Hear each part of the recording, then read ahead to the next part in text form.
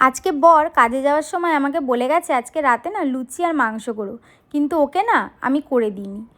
ও আমার কাছে লুচি মাংস খেতে চাওয়া সত্ত্বেও ওকে আমি ভাত আর মাংস করে খাইয়েছি। কেন জানো তো? আজকে না আমি দুপুরে বাড়ি ছিলাম না, ওকে আমি বলেছি কি তুমি একটু সিদ্ধ ভাত করে নিও।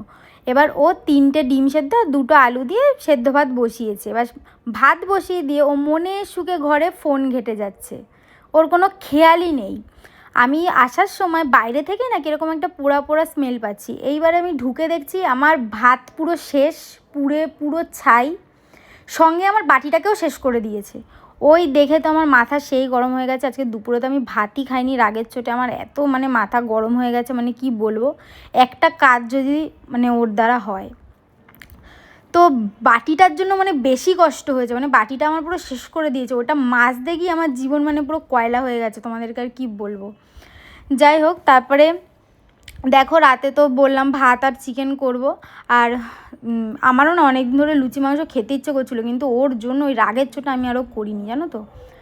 তো হ্যালো এভরিওয়ান, তোমরা সবাই কেমন আছো? আমার আবারও একটা নতুন ভিডিওতে তোমাদেরকে অনেক অনেক ওয়েলকাম। তো আমি তো তোমাদেরকে আগের ভিডিওতে জানিয়েছিলাম যে আমি হার্টের ডাক্তার দেখিয়েছিলাম। তো জানো তো, উনি না আমাকে এখন দাঁত তোলার জন্য পারমিশন দেয়নি। উনি আমাকে বলেছে যে তুমি 1 মাস পরে ওষুধ খেয়ে আমাকে দেখিয়ে তারপর দাঁতটা তুলো, কারণ আমার না একটা রিপোর্ট খারাপ এসেছে ওর জন্য। তো আমি সেই কথা মতোই এখন ওষুধ খাবো। এখন আপাতত আমি দাঁত তুলবো না, কিন্তু জানি না কখন আবার ব্যথা উঠবে, সেই ভয়েই আমি আছি।